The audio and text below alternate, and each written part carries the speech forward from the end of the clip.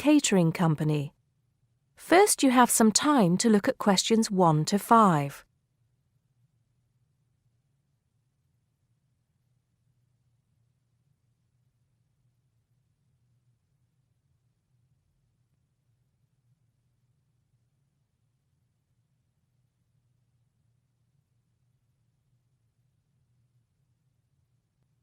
You should answer the questions as you listen because you will not hear the recording a second time.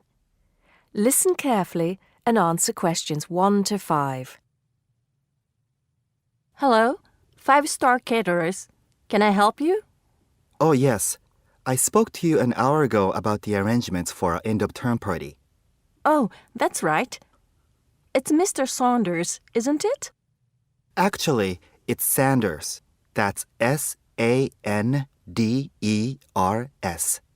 Oh, I'm sorry. I'll just get that down correctly on the form. Okay, Mr. Sanders, sorry about that. No problem. Well, I've got the details you asked for, so I thought I should call you back quickly and book. Good. Let's fill in the form, shall we? Great. First of all, can you give me a telephone number? Somewhere where you can be contacted during the day. Yes, it's 445-6786. 445-6786. Okay. And do you have a number where you can be contacted outside of office hours? Well, I'm at work till late in the evening, so use the same number, and if I'm not there, you can leave a message. Thanks.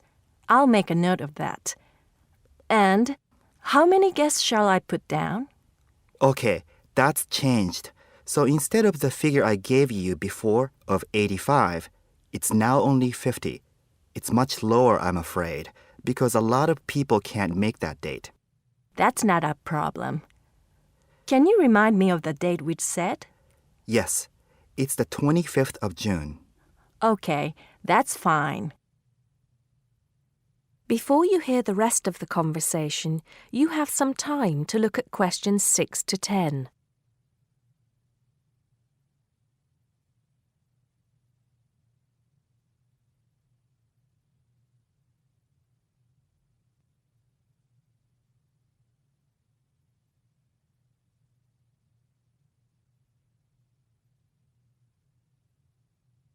Now listen and answer questions 6 to 10. Now, did you have the chance to look at the tables on the website? Yes, I did. And I think the rectangular tables would be good. The long, thin ones. Yes, you could have 2 of those. The only problem is that they're for 24 people. So you'd only seat 48 people that way. And if you have 50 guests... Oh, I see what you mean. 2 people would have nowhere to sit. What about the square ones? You'd have the same problem with numbers. Usually, for 50 people, we find the round tables work well. Not the smaller ones. They only seat 6 people. The ones that seat 10, the large ones. So do you think we should have 5 of those? I think that would work well. Okay, that's what we'll do then. Fine. And have you decided on the menu you would like? Yes, I think so. But I wanted to ask you, we talked about having the 3-course meal with waiter service, but in the end, we thought it would be a bit too formal. So that leaves the buffet or the 7-course banquet. How much is a banquet again? £100 a head. That's too much and too formal. The buffet is fine. Okay, so I think I've got everything. We'd need a deposit of 50% of the total. Right. What's the total? Just a minute. Yes, it's £30 a head times 50, so that's £1,500. 50% of that would be $750 now, with the balance due another $750 on the day. Great. I'll call in tomorrow if that's okay. I can pay you the deposit then. We'll look forward to seeing you tomorrow then. Okay. Thanks a lot. Goodbye. Goodbye. That is the end of part 1. You now have half a minute to check your answers.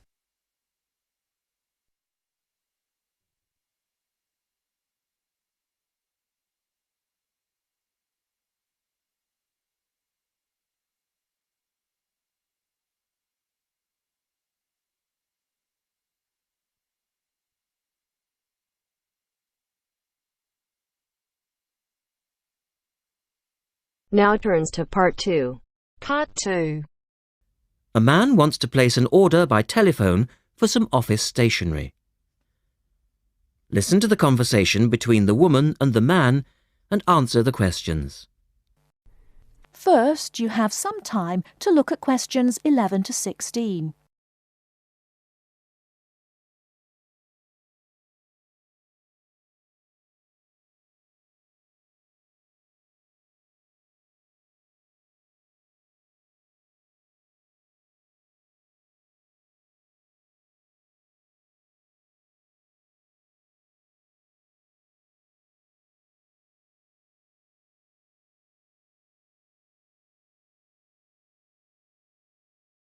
Now, listen carefully and answer questions 11 to 16.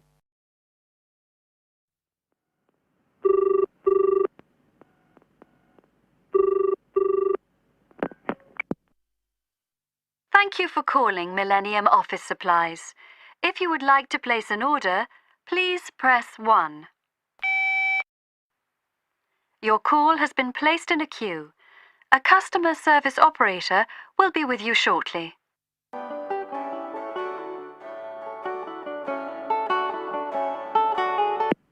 Gina speaking. How can I help you? Oh, hello. I'd like to order some stationery, please. And who am I speaking to? John Carter. Right. Can I just confirm your account number and the name of your company, John? Sure. The account number is 692411. 692411. Right. And you're from Rainbow Computers? No, the company is Rainbow Communications. Oh, OK. I'll just fix that on the system. Communications. And what would you like to order, John? Envelopes. We need a box of A4, that is, normal size envelopes. White, yellow or manila? We'll have the plain white, please. But the ones with the little windows. OK. One box, A4, white. Just the one box, was it? On second thoughts, make that 2 boxes. We go through heaps of envelopes. As a matter of interest, are they made from recycled paper? No, you can't get white recycled paper. The recycled ones are grey, and they're more expensive, actually. Right, we'll stick to white then. Something else, John? Yes, we need some coloured photocopy paper. What colours do you have? We've got purple, light blue, blue, light green, whatever you want, pretty much. There are 500 sheets to the pack. Right, let's see. We're going to need a lot of blue paper for our new price lists. So can you give us 10 packs, please? Make sure it's the light blue, though. 10 packs of the light blue. The woman asks the man if he needs anything else. Before you hear the rest of the talk, you have some time to look at questions 17 to 20.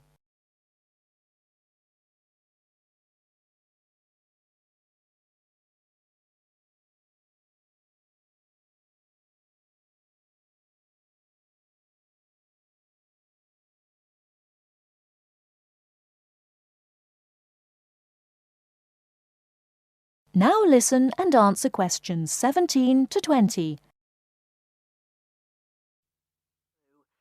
Anything else that we can help you with? Let me think. What else do we need? I'm sure there was something else. Pens, paper clips, fax paper, computer supplies, office furniture? Oh yes, we need floppy disks.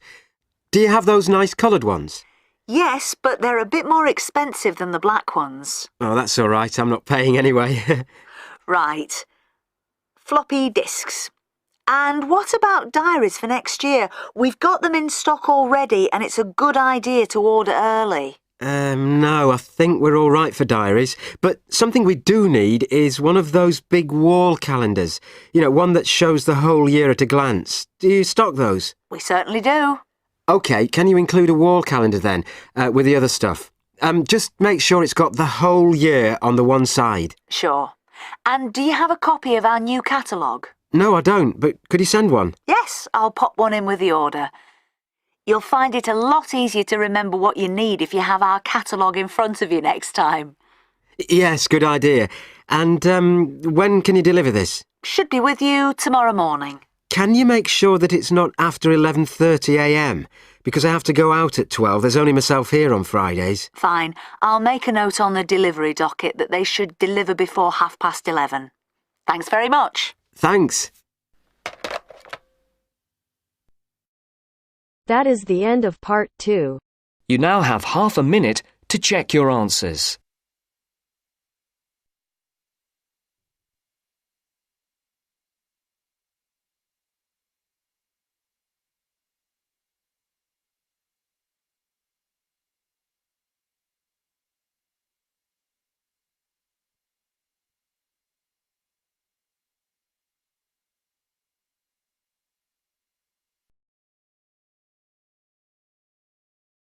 Now turns to part 3.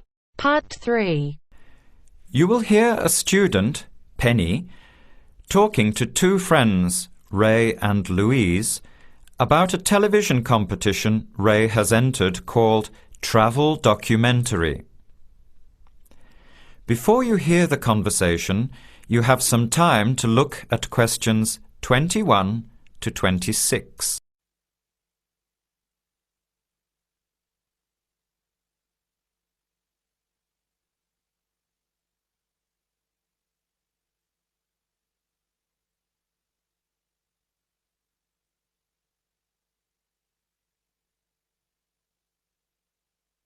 Now, listen carefully and answer questions 21 to 26. Hi, haven't seen you two in ages. What have you been up to? Hi, Penny. Ray is really excited. He's just been shortlisted for Travel Documentary. He could be off travelling around the world for 3 months. Travel Documentary? What's that? You've never heard of it? Don't you watch TV? Well, actually, no, hardly ever. Especially since I've started working on my thesis. I don't have time to breathe, let alone watch TV.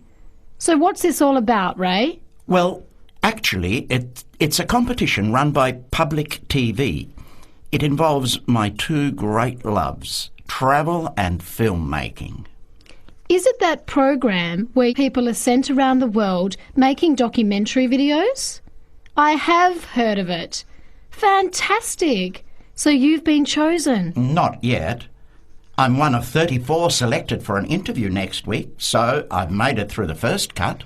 Yeah, there were over 200 applicants from around the country. Pretty amazing, hey? Well, I've been lucky so far. What's the next stage? 13 are chosen from the interview to do a 4-week training course in documentary filmmaking. Then, the 8 finalists get sent off with a video camera to travel around the world. Sounds incredible. What's the catch? The catch is that every 2 weeks you have to send in a 10-minute video from a different part of the world. It's broadcast on TV along with the work of 3 of the other competitors and judged by a panel of experts and the TV audience. So you're under a lot of pressure. Wow, I guess so. You mean you're on television every 2 weeks? Yep, that's right. But first I have to be selected. Do you have to have any filmmaking experience to apply?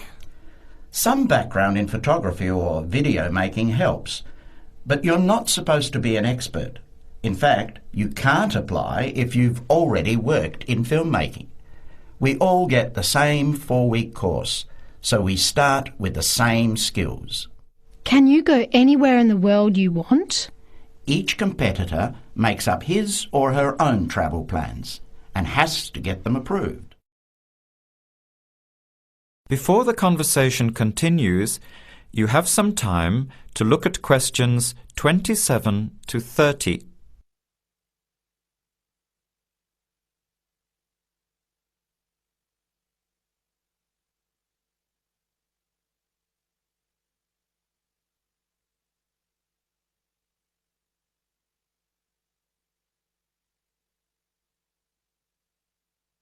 Now, as the conversation continues, answer questions 27 to 30.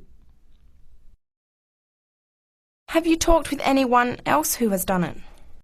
As a matter of fact, just last week, I met Sarah Price, a girl from here who did it last year. What did she have to say about it?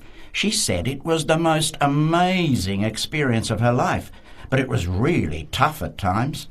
I think you'd have to be really brave to take off like that alone with so much responsibility. It's not like going on a holiday, is it? No. 2 weeks in a country often where you can't speak the language to find a story, film it, organise all the editing. Then you're off to a completely different part of the world to start all over again. Pretty exhausting, but exciting too. What a way to see the world. What about Sarah Price? Did she have any bad experiences? She said the worst part was when she got some mysterious fever in Mongolia and thought she might have to be sent home. Fortunately, it got better, but she said it was scary to feel really ill when you're alone so far away. So what made you want to apply? When I saw the program on TV a while ago, I thought, this is for me. I've always wanted to travel, but needed to work for a year before I could even think about it. Then a new series started up. I thought, now's my chance. Don't you think you'll be lonely? I don't think I'll have time to be homesick. I'm more worried about having too much to do and not enough time to get things organised. So we might be watching you on television in the next few months. I hope so, if I'm lucky. When will you know for sure? They choose the final 8 in March. A month later, you're on your way. So do you have to pay anything? Nothing. It's all paid for. Course, camera, flights, accommodation and in-country travel. The budget is pretty tight though. No extras. I sure hope you get it. Then I'll be finding time to watch at least one program on television every week. That is the end of part 3. You now have half a minute to check your answers.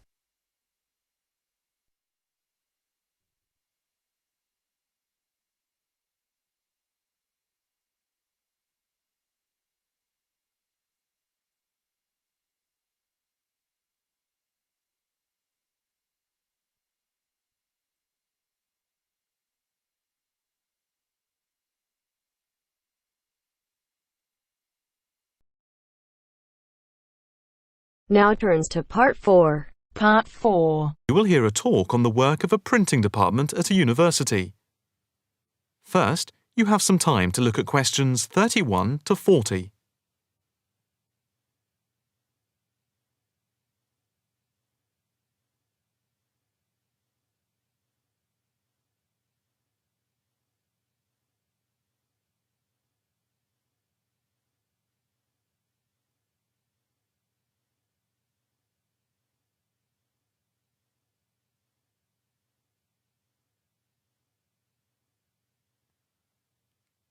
Now listen carefully and answer questions 31 to 40. I am here to give you a brief outline of the work of this new department.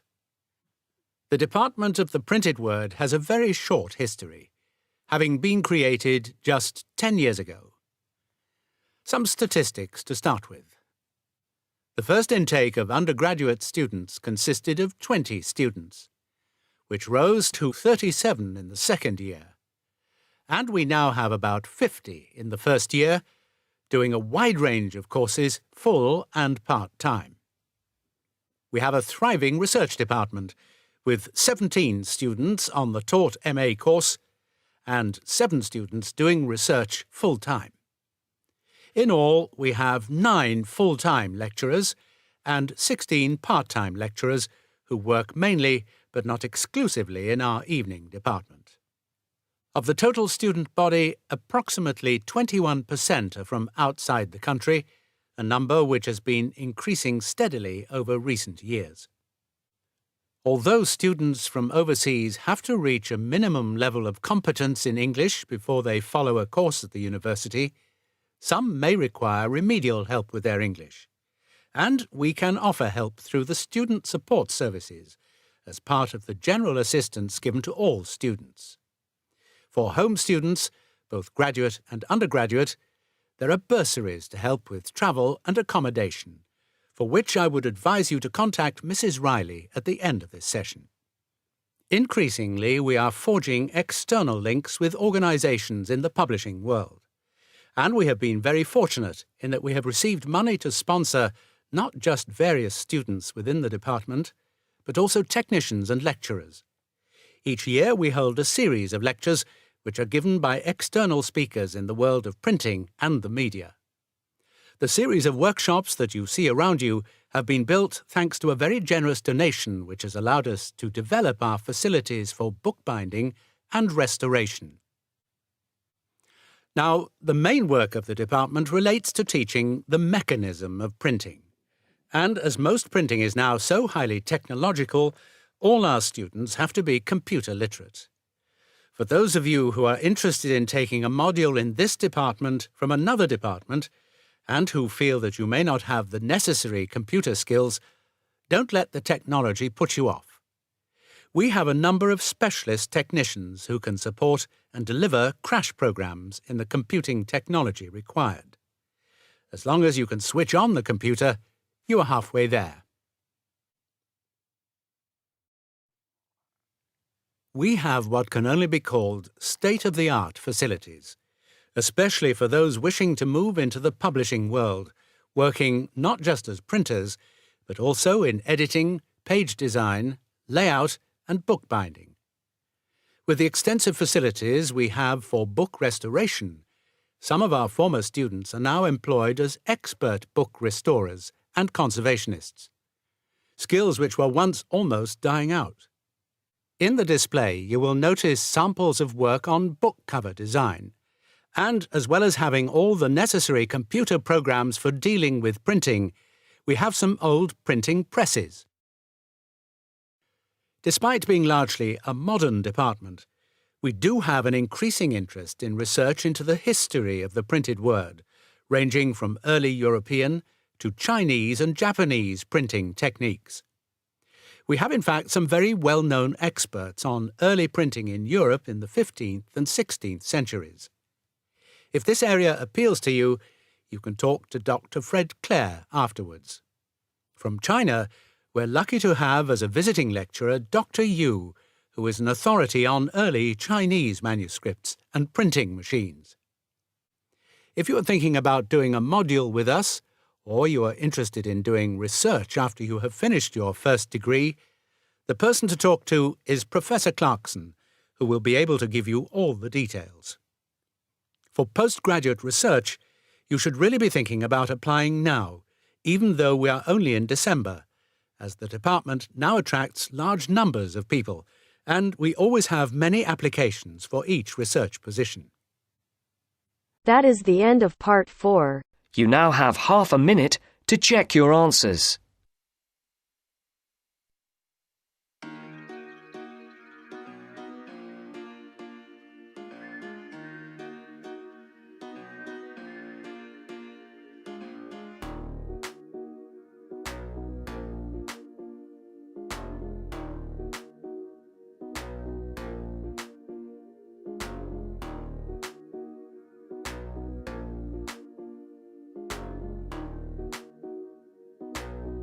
That is the end of the test.